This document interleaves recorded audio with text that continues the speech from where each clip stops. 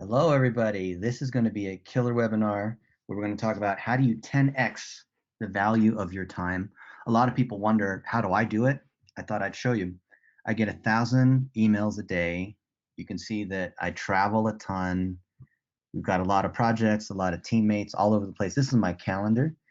And some people think Dennis must have a robot because there's no way he could possibly be replying on Messenger and on Skype and posting different items and all the messaging that's here on LinkedIn and meetings and travel. Or maybe he doesn't sleep, but I had 8 hours of sleep yesterday. Let me show you how you can use time to your advantage so that it's not just putting in hours. And the way to think of it is most people start, they charge by the hour, they're being paid by the hour, and they think 1 hour is worth as much as any other hour.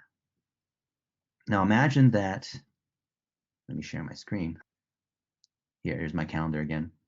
Imagine that instead of just getting paid 10 bucks an hour, that there's a task that's worth 100 bucks an hour. And if you're able to shift your tasks from 10 bucks an hour to 100 bucks an hour, you've 10x the value of your time. And then when you go to 100 bucks an hour, you can move to 1,000 bucks an hour, and then you've 10x the value of your time again. The trouble with that model is that it doesn't allow for residual income. It doesn't allow for a multiplying effect of what actually makes your time worth that much. So if you look at blitzmetrics.com/power hour, people can prepay an hour with me for $1,500, right? But it's not because of anything that happens specifically in that hour.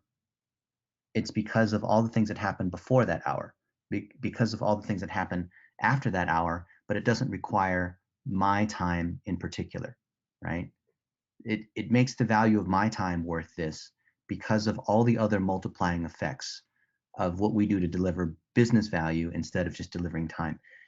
There's a few of these concepts that are somewhat intangible, but I'm going to give you a concrete way to think about this. Imagine you have a grid. This is a tic-tac-toe grid, and you have things that you can accomplish in the short, medium, and long term. And then you have your time across the top in tasks that are worth 10 bucks an hour, 100 bucks an hour, 1,000 bucks an hour. So now you've got this 3x3. Think about things that you do that would fit in each of these buckets. You could even write a list of them down on the side on another sheet of paper that you then write into this Rubik's Cube. Maybe cleaning your house. That's worth 10 bucks an hour, right? Doing laundry. Those are items that maybe cost you 3 or 4 hours a week that you could get rid of. Maybe driving to work. That's 10 bucks an hour. Maybe there are things that are 100 bucks an hour, like optimizing a PPC campaign, like coaching a teammate, like hiring a VA, like making a presentation. And maybe there are things that are worth $1,000 an hour. You can see here's examples. Lightweight project management, things like chasing people on email. Most operational items are going to be down here. Some items might be 100 bucks an hour. The more it's related to relationships, higher value. What things are worth the most? Worth 1,000 bucks an hour, worth 10,000 bucks an hour. If you're an engineer, then you know that building a piece of software that you could sell as a SaaS piece for, it could be, you spend 10 hours writing a piece of software and that makes you several $1,000,000 over the course of a few years.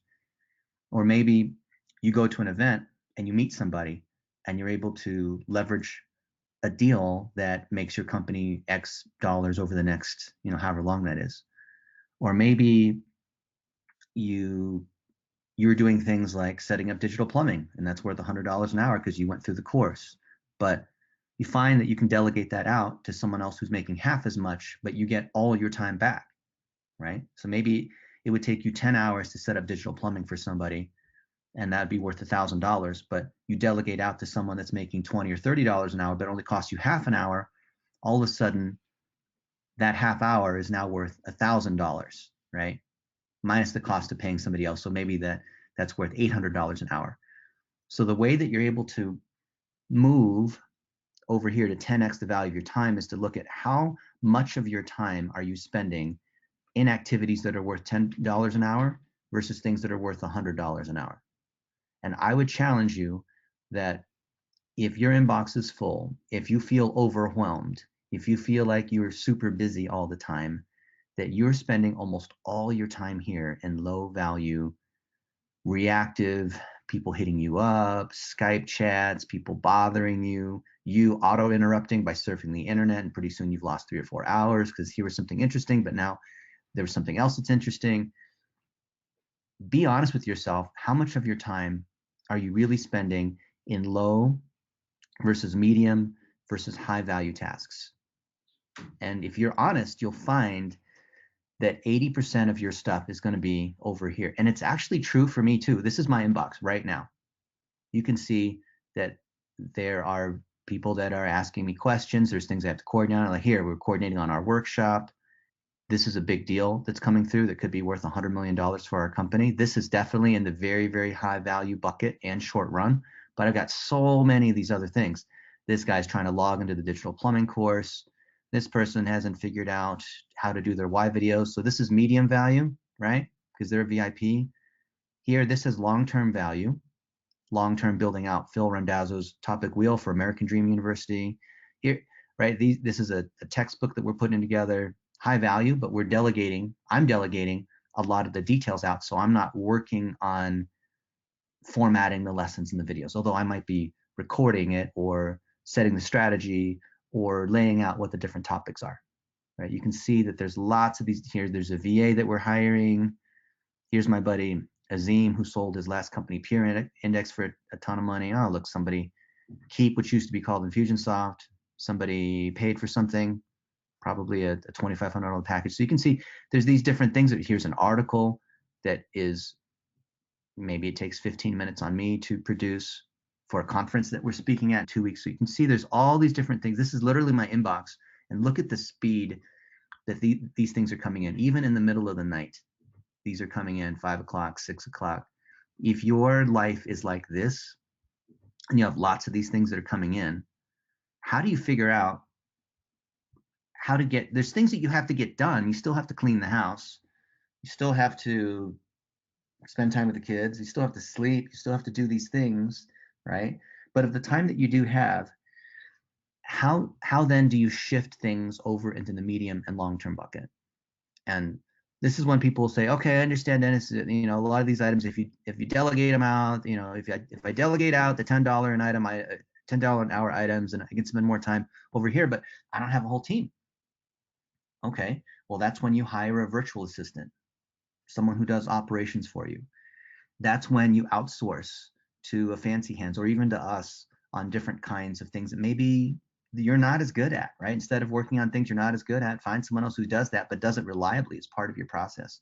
And then what you'll find is that these things that are super valuable, think about it, in any particular day, there's going to be a moment that's super valuable that you really need to focus, where you're being distracted because people are texting you, or maybe you're spending time hanging out on Twitter. What a huge waste of time, right? Or on YouTube, or you're just surfing Facebook. Be honest with yourself. Like, how much time do you spend on Facebook just scrolling through the feed, just being bored, 500 channels, nothing on, right? For any of us that are 40 plus, you know what I'm talking about. When you can clean yourself of this mess of the distraction, you can spend more of your time on these things that are life hacks, these things that are high value deals, that if you could just get rid of these distractions, right? And that means that you really can't spend more than 3 hours of any day working, because you need 3 hours a day to learn. You need 3 hours a day to work, which is to do, and you need 3 hours a day to organize your structure of delegation, which is to teach, which is to record courses, which is to put together checklists, which is to mentor other people, right? So if you think about learn, do, teach, that's another way of looking at short, medium, and long term. When you think about teamwork as relates to communicate, iterate, delegate, when you have these processes, you can start to delegate out these other items, so that you should have at least 50% of your time available for free thinking. That means you are driving proactively what you believe is most important. So this deal that I told you about that we're working on in fintech, I don't have to worry about being overloaded or try to get to that stuff at the end of the day. I can work on it now because I've delegated out all these other components because of the framework that we have for running operations, right? This is my schedule. I have nothing here on this schedule except today's webinar. And then we're going to spend a little bit of time with Alex MacArthur, who is the former CMO of Purple. He quit like a week ago. He's going to come start working with us, right? And you can see there, the blue is actually my stuff here. There are very few items in my calendar. If I go back a week, look at my calendar. Most of these are meetings that I don't even attend, or they're flights, right? If you look at your calendar, how many meetings do you attend? When I was at Yahoo, our thing was, oh, well, I had 5 meetings yesterday. I had 6 meetings, and I had a call with London in the morning, and I got in some 5 a.m. workout thing. Like, okay, good for you. It's not how many meetings you have, right? When you have people that they're jammed with meetings, then you're going to see that they just don't have time to get work done. And even these ones that are blocked where I'm flying, I'm still working during that time. It's not actually meetings. I will say no to meetings. Oh, let's just hop on the phone for 5 minutes. No, because there is no 5 minutes. Oh, but here's somebody, they might be a client. Let me get on the phone with them because I really need the money and I'm trying to grow my agency. No, must have a process, because the whole FOMO, fear of missing out, is an easy way of you to waste your time. So you can see, like, I'll just move to next week. This is literally how I manage my time and not get overwhelmed. We have our workshop here Thursday, Friday, Saturday, but all I've got is a couple meetings here, a couple client meetings. I don't even attend most of the weekly client meetings. Why? Because I know that that's tactical execution on project management, on what we did, on what we're going to do, and what we need from them. And when it comes to strategy, I can just get involved when I need to, asynchronously, meaning I can reply via email or Basecamp. I don't have to be there live on the phone with everyone else. I can, instead of like being on call for people that can hit me up anytime they want, which is a huge, huge cost, I can respond when it's most convenient to me. The number one thing that actually hurts me for efficiency is, look here, I'm on Facebook now, and there's people that are hitting me up. Oh, well, it's Michael Stelzner. I'm going to respond to that one. What did he say? Any thoughts on this? He literally sent this 2 minutes ago. Any thoughts on this? Well, he's important, so I'll reply to him in a minute. But think about how much of your time is driven by constant interruptions, versus planned time, which is slightly better than planned interruptions, but usually isn't very good, versus time that you actually are proactively deciding this is what you're going to work on based on those priorities. And there's one article that's on the makers versus managers schedule. Paul Graham, he's written some great books, and the idea of makers versus managers is that a manager blocks out time in 1 hour intervals, and everything's 1 hour. It's just, if you've been in corporate America, everything's an hour. And there's an hour to meet with somebody, there's an hour to have lunch, and you can basically have 8 meetings per day, and you manage your effectiveness by how many meetings that you have. A maker, which is like a programmer like me, people who are building systems, we're thinking not about how many hours there are, but we're thinking of, or being on call, or being in a call center, or hourly employees. We're thinking about, we could do something like in a 3 or 4 hour block, like build a piece of software or have an amazing idea that will continue to produce value. It's not just, okay, I'm selling my time for $100 an hour, and now I'm trying to sell my time for $1,000 an hour.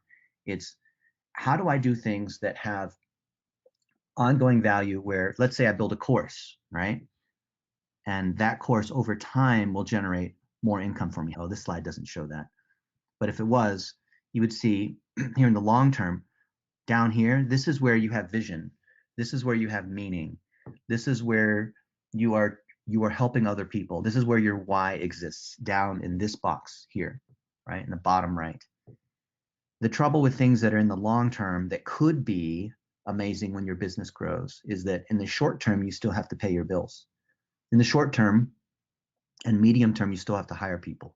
You still have to build process. And most people, they'll live in 2 places. They'll live here in the freaking out emergency, overwhelmed, right? This top box, top left, they're just drowning because things are coming at them. It's just constant interruptions because they're not controlling their time. Or they're living down here as dreamers on what their business could be when they have a million people using their system, when they have a big staff, when they have whatever their dream is of what that might look like. And the secret is being able to bridge through the medium term. Most people, when they set goals in two stages, or when they manage their time, it's in two stages. One is, what am I doing this very second, right? Or today, what am I doing today? And I guess it's a good idea. I've seen people where in the morning, okay, here are the three things I'm going to plan out my day. Here are the three things I want to get done. That's great, but it doesn't give you that intermediate term vision. So when you fluctuate between here's what I'm doing right now, today, or this very second, constantly being interrupted, no sense of context of how it fits into the bigger picture, or zoom way out to 10 years, 5 years, there's nothing here in the middle to bridge that. And where you bridge that is through this process, this framework that we call the 9 triangles. If you don't have this course, it should be in the academy. You can ask operations for it. And there's 9 of them, but I want to talk about just 2 of them. And the 2 that are going to matter for being able to multiply the value of your time is this first one, personal efficiency. There's a webinar here inside Blitz Nation on how I manage 1,000 emails a day. And it shows you how using do, delegate, and delete, I'm able to get things done very quickly because you handled everything one time. And if you think about it, and you know that you only have 3 hours a day to do the work, you can't allow a task to expand into 2 hours. It doesn't mean you're taking shortcuts, but I found that most tasks I can get done in 15 minutes. I can write most articles in 10 minutes. Something that might take someone weeks, I can write it in 10 minutes. Is it because I'm better? No, it's because I feel the urgency of time. I've talked about a tactic that we call the laptop burndown method. You might try this.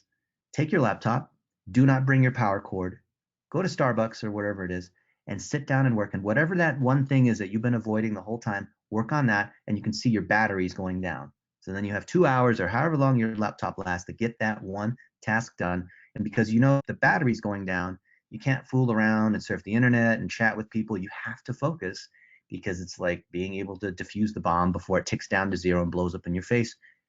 When you think about time in that way, not because you're hurrying, not because you are in this drama, hair on fire, it's because you have this methodical, cool James Bond way of doing things. You actually can get most of your stuff done in 2 or 3 hours. You'll find it's amazing. I was talking with my buddy Leonard Kim, who is, I think, the top author on Quora. I was talking with him last night, and we talked about how many articles we've each written over the last 7 or 8 years, and how they mostly come in just a few minutes. When you optimize a campaign, when you have to write a note to a client, when you have whatever thing that you're doing, you should be able to do in 10 or 15 minutes. And that includes things like preparing for a webinar like this, right? I spent 10 or 15 minutes preparing for this. It takes an hour to deliver it, right? That's do, delegate, delete on your personal efficiency. That's how you're able to get more of these tasks done so that you have these items here in this first column squeezed down as much as possible and then delegate it out as much as possible so you have more time in these 2 categories. And usually the higher the value of the item is, the more longer the time scale is. So a lot of these $100, $1,000 an hour items are going to be medium term. Because people have this short-term myopia, they end up spending time over here instead of spending time over here. The second one is communicate, iterate, delegate. And that means you have to be able to push stuff out to other people to get stuff done. So if you're operating inside of a team, then you're spending most of your time as a team lead or project lead or owning a business, communicating with anyone who's involved in any particular way, communicating because you're trying to define the requirements, communicating because something needs to get done, communicating just because everything's based on communication. The lack of communication is where things fall apart. That's where people get mad. That's where feelings get hurt. That's where the ball gets dropped just because someone didn't know, or there was some kind of misunderstanding, right? And frequent lightweight touches are how you're able to get stuff done, but we'd like to do it asynchronously, not via Slack, not real time via text, not let me walk over to you. Now, if there's an emotional issue or someone's struggling, you're trying to discipline them, you're firing them, there's something that has emotional charge to it, then you do have to do that real time, face to face. But you'll find that most items, if you are quick about communication and reliable, you can resolve things before they become a bigger issue. And communication literally takes 10 seconds. How long does it take to tell somebody, hey, I'm not going to be available tomorrow because I have to get my car fixed? Or, hey, there's this deadline coming up. Or, hey, I just want to let you know this one thing's doing really well. Oh, thank you for letting me know. That literally takes just 10 seconds, letting whoever else needs to know based on the RACI model: responsible, accountable, consulted, informed. That's project management. RACI is a derivation of this triangle CID of the 9 triangles, right? Communication's lightweight and quick, get it done before it becomes an issue. Iteration is actually getting the work done. So iteration is do, delegate, delete that I showed you on personal efficiency. That's when you should be able to get stuff done within 10 minutes. Look at any of the tasks that you have, most of them 10 minutes. Like, that doesn't mean 100%, right? 80-20, you can get 80% of the value of any task that you would have taken all day. You can get it done in 10 minutes. If you're not tired, if you're not being distracted where you have people interrupting you and you're constantly playing music or other things that just cause you to reduce your effectiveness. And then delegate, what are those low value items that you can push out for other people to handle? Or just don't even do it all. Or push it out further where it doesn't have to be done now, but it's something that in a year from now, it's something you'd like to visit. And that way, when you have CID working, you shouldn't be working more than a couple hours, 3 hours a day. And then when you find that these items here in the low value column are taking up your time, you just delegate them out. Do you have a process? I would challenge you, if you've got too many things here in this column, and I've seen this with lots of friends, you need to either charge more for your time if it's something that you're getting paid for, it's a task, delegate it out, which then means borrow one of our processes on how you get these things done, or just defer it where it's something you need to do, like you need to do your taxes, you need to change the oil in your car, you need to work out, there's all these things you need to do. Maybe you can't delegate working out, because I wish we could. I'd love to do that because then I wouldn't have to go to the gym. But you still are able to push that out so you have at least 50% of your time is open time to be able to build relationships. Like yesterday, I had lunch with one of the most successful businessmen in Utah. He sold his last business for buku dollars. He's now retired. I think he's like 65. And we had a 3-hour lunch yesterday. And we had all the time in the world. And I learned so much. And if my time was so busy where I didn't have that open availability, where I have to go to this next meeting or whatever it was, I would have missed out on spending time with somebody at that time to have that available. To have your time available is so key so that you have the flexibility to work on the things that matter to you most in your grid, in your 3x3 goals grid. Jim Banks, will you be there? Yes, I will. If people hit you up too many times, then you have to kindly tell them, hey, if this is an emergency, I'll drop whatever I'm doing to help you out. Or just find ways like you close Messenger. You can sign out of Facebook. Don't even have Facebook open, right? And this guy's important enough that I'll say, yeah, we should connect there. Have you guys heard about the Mythical Man Month, or what's also called context switching costs? Another way to put it is that 9 women in 1 month can't make a baby. Or another way to look at it is, let's say that there's 2 things you wanted to get done. You want to mow the lawn outside, and you also want to eat a bowl of cereal. So what you do is, you're in the house, so you take 1 spoonful of cereal into your mouth, then you walk outside, go down the stairs, start the lawnmower, mow one swatch, 1 line of your lawn, turn the lawnmower off, walk back across the grass, up the stairs, into your kitchen, sit down, have another bowl or another spoon of the cereal, right? And then you go back and forth, 1 spoon of cereal, 1 line of the lawnmower, 1 spoon of cereal. It'll be all day before you can even get it done. You probably wouldn't even get it done. And that's because context switching costs. Anytime you get an interruption, It's like you're an airplane at cruise altitude at 40,000 feet, and you get instantly slammed back down onto the runway. And in order for you to get back to cruise altitude, where you can go at 585 miles per hour, which is the cruise speed of a 727, you need to go to the runway, you have to take off, you need 20 minutes to get up to cruise altitude, but there's so many interruptions. I bet you the majority of the folks on this call, including me, we are so distracted by so many random things that are going on, by constantly think about urgent versus important, right? Most of us live in the world of dealing with things that are urgent. There's other urgent things where I need to do this, or auto distracting. Here I'm in the Facebook news feed, or I'm Instagram, wherever you're spending your time. You're on an app, right? And I could scroll through here. Oh, here's Jeff Hunter. I want to read this thing. Now all of a sudden I've lost 20 minutes doing that, right?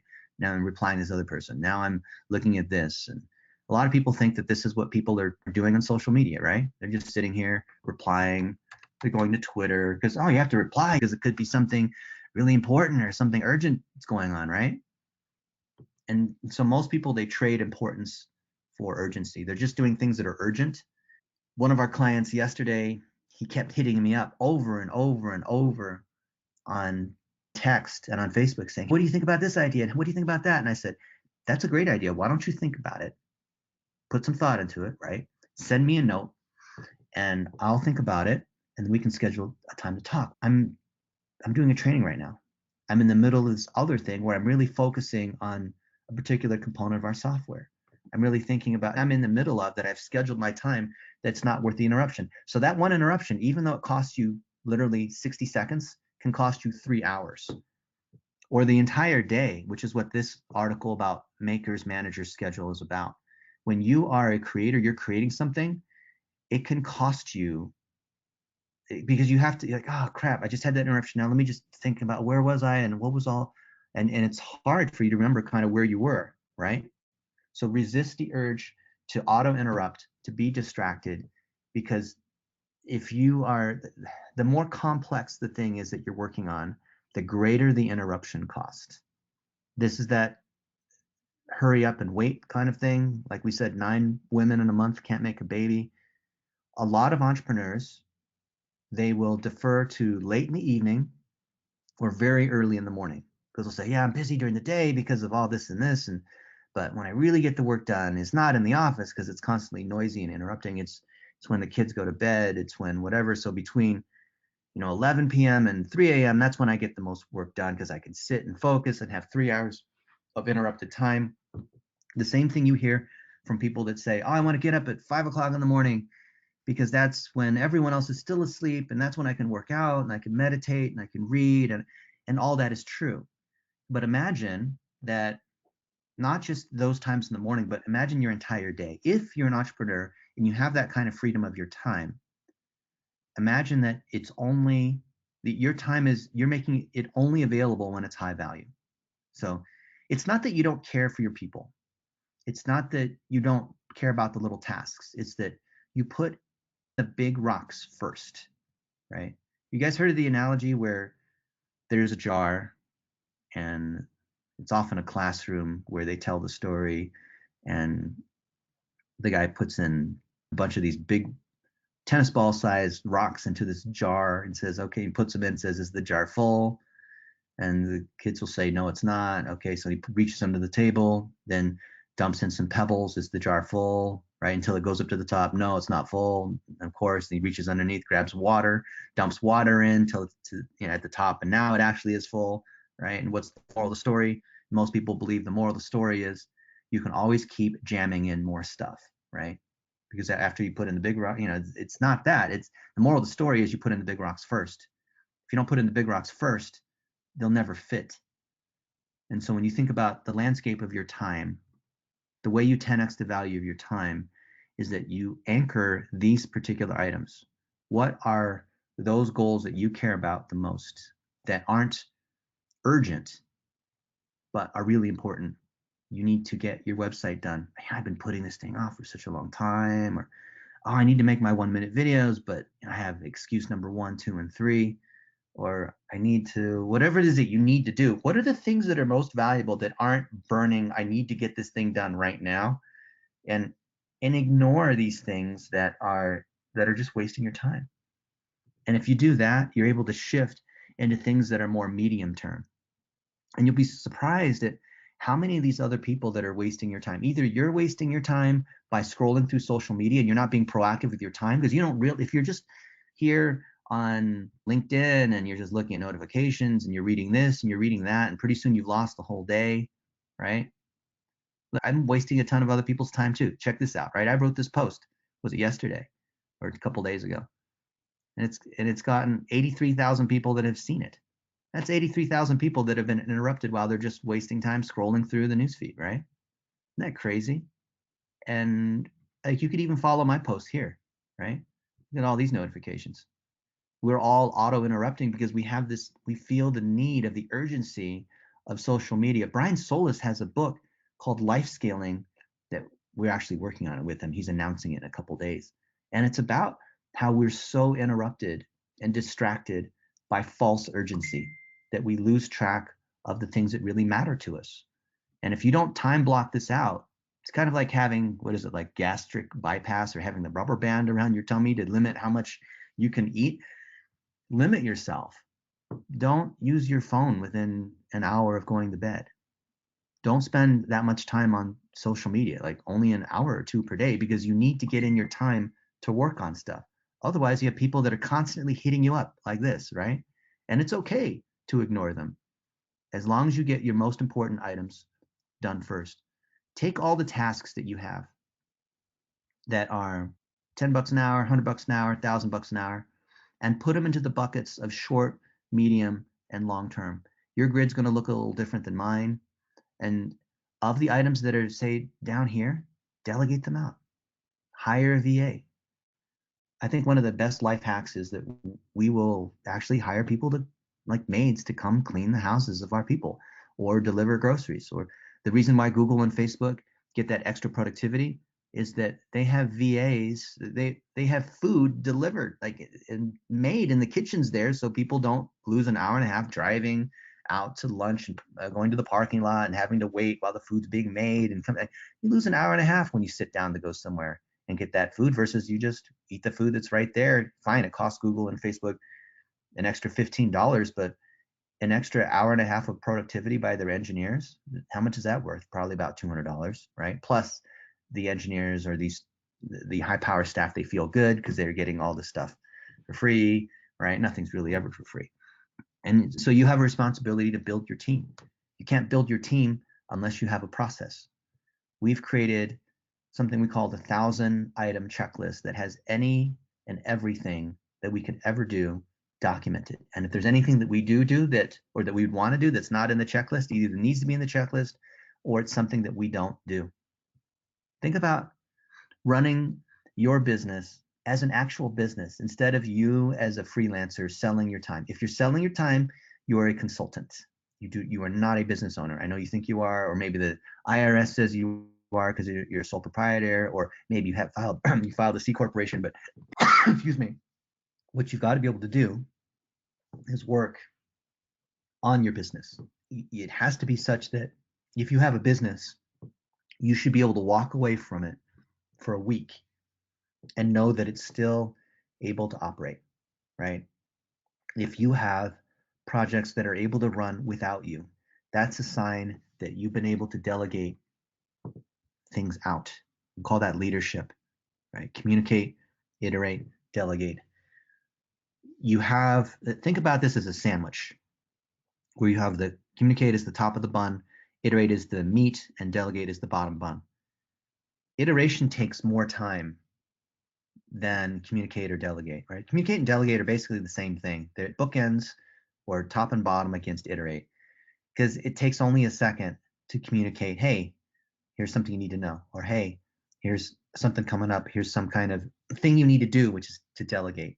And if iteration is quick, and iteration is really just do, delegate, delete, then you actually can get hundreds of things done per day, not because you're trying to crank through hundreds of tasks, but because of the tasks that you're willing to spend the time on, you're only spending 2 or 3 hours. If you're able to squish down all of your tasks to 3 hours, and it may take you some time, it doesn't happen overnight because you have obligations you have to wind down maybe, or you have a bunch of meetings that are just occupying your schedule so you don't have control of your time, then you'll have 6 hours per day to do whatever you believe is more important. If you're an entrepreneur, you should be spending more time driving, right, initiating, being proactive than being reactive, which is constantly responding, being interrupted.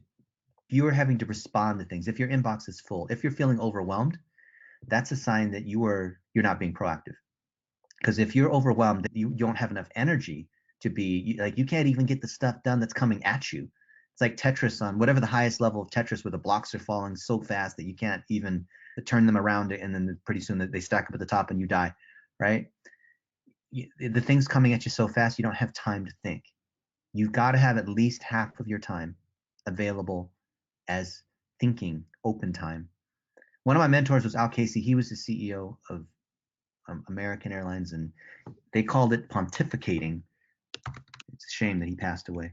But he was on the 6th floor of the American Airlines building, the headquarters building, and he would kick his legs up and look out the window of his corner office, which was huge, but he could do that. And we'd look out the window at the planes that were flying, and he'd spend half of his day doing that. And other people, some of the younger executives, the VPs, would say, he doesn't really do anything. What's he doing? He should be busy. He should be in meetings and doing stuff. And I asked Al about that, and he said, no, that's what they're paying me to do. I'm the CEO. I'm planning. I'm strategizing. I'm thinking. You're paying me to think as the CEO. You're not paying me to attend meetings, right? And that's what you need to be doing.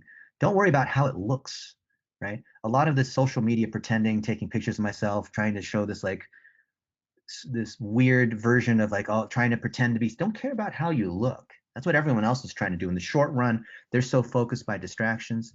Focus on what's important, and that hour of planning that you might do, let's say in the beginning of the day, or when you're working on bigger problems, is going to yield things that are in the medium term way more important to you than, right? Focus on the result, not on how you look. And you'll find that all these things that waste your time start to fall away. And you'll start to value your time so that instead of FOMO, fear of missing out, you'll say no all the time. Hey, let's get coffee on this one thing. No. Hey, there's this one thing that you could do. I'll pay you $1,000. No. Here's something that if we work on it together, it could eventually be worth millions of dollars. No. And the most successful people I know, they say no. They're not rude about it, right? But they say no. If you have an agency, this is from my friend Jillian Musig. Jillian's got 2 L's. 5 magic words to grow your agency. Here it is. Let's say you've got 3 or 4 clients. I see some people on this webinar, right? And you're saying yes to some of these guys, but when you're growing, though, just like kids that they can't fit into their clothes for 2 years old because now they're 3 and they're bigger, you're going to say we're not right for everybody. And the clients that you started with aren't necessarily going to be the ones that you're going to grow with as you start to get bigger and bigger. And you're creating opportunities because you're giving these clients to other people by saying, hey, I've got some other folks that are a better fit for you. Instead of saying you're not right for us, we're not a fit for you. We're not right for everybody. And when you do this, you're able to grow. You're able to look bigger because you are bigger, and focus on a few guys that are able to give you more money, and you're not wasting your time. For those of us that run agencies, these are the things that squander your time. These are all different ways that people say, I don't have any money. Oh, well, we'll give you a share of the profit because you're all about doing your performance, right? Or I can get it cheaper because these VAs can do it. Or how about, oh, we'll trade. You do this and I'll do that. And we have no money. These are all like, we have no money. Oh, we want to be a partner. Oh, it's a friend. Oh, a friend of yours said that we should work together. Okay, that means they have no money because they want the friend discount, right? And there's a time versus money trade-off. I'll leave you with one last thing. Another mentor of mine who, I won't say how important he is, but he was important. And he told me, Dennis, he sat me down and he said, Dennis, there's always a trade-off that I've learned as an executive. It's how do I make more money with less time? And anytime there's something that requires my time, or there's an opportunity, I look at and say, all right, what am I willing to give up to say yes to this? And am I getting more money with less time? And there's someone that I hung out with yesterday, and they said that he wouldn't take anything that wasn't at least $20,000. It could be one little thing. Why? Because that's the value of his time. To even look at something is $20,000 because of everything that he's built around it. And you need to start thinking like that too. And if you say, oh, but if I say no to this thing, then yeah, if you say no, then you're opening up your time to all these other items. And then you're also signaling to people that your time is worthwhile. So you 10x the value of your time because you bucket your tasks into things that are low, medium, and high value.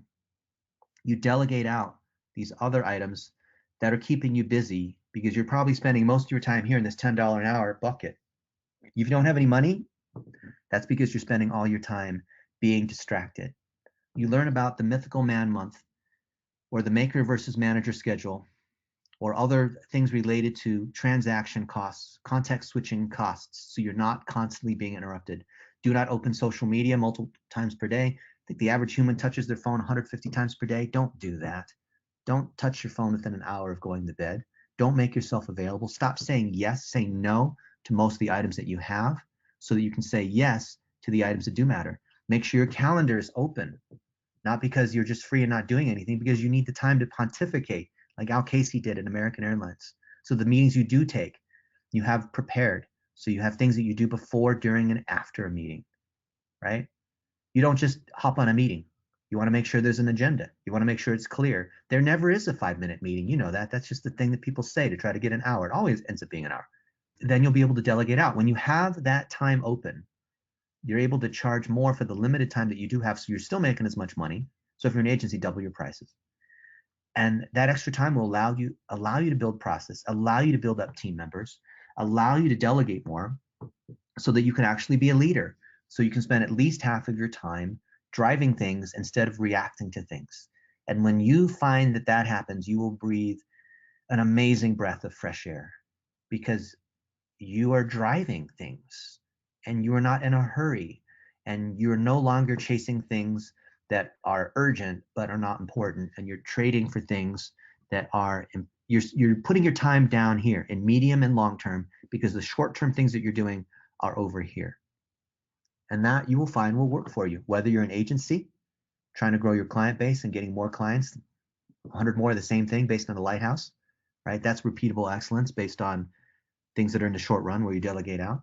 Whether you're an entrepreneur trying to grow your business, you have a great idea. Awesome. That's down here. Huge value long term, but there's a lot of things you have to do in the midterm to be able to build processes and people, right? All of us are trading time for money. And when you understand that, the most successful people I know will spend a lot of money to save time because their time is worth more and more and more. My buddy Bill Harnish funded Best Buy and Costco. He's the billionaire that put all this money to start those two companies. And one time we were in the Costco parking lot because we went in there and bought those giant blueberry muffins, you know, that 6-pack thing that they have at Costco. We were coming back to the rental car with the grocery full of food. We were spending a week skiing in Park City. And I said, oh man, I'd love to get a pair of running shoes because I saw the Nike outlet store was in the same parking lot. And he said, oh, go ahead. You go get those shoes. And no, I don't want to make you wait in the car, you know, with all the groceries. Said, no, go ahead. Made the billionaire wait for 40 minutes. And I thought to myself later, wow, I made a billionaire wait for 40 minutes. What's his time worth? I saved $15 on those pair of shoes, right? But think about what your time, well, of course, he wasn't just sitting there in the car. He was trading stocks and he was calling up people and doing things like that, right? He wasn't just like waiting for, oh, I wonder when Dennis is going to come back. I'm sure there's a long line of people at the outlet store, right? It's totally cool. But it's always time for money. And it's kind of weird because this is the same guy will fly on a private jet, but at the same time, he'll wait in the parking lot while I'm like buying some food or something like that. It's just interesting on time versus money. And you realize that you can't get back more time, but you can make more money. It changes how valuable you treat your time. Your time is just so incredibly valuable. Thank you guys for attending. I want to hear how you guys are shifting your time schedule to fit this 3x3 grid. We've got a lot of 3x3 grids, and I hope this was enjoyable for you. Thank you guys very much.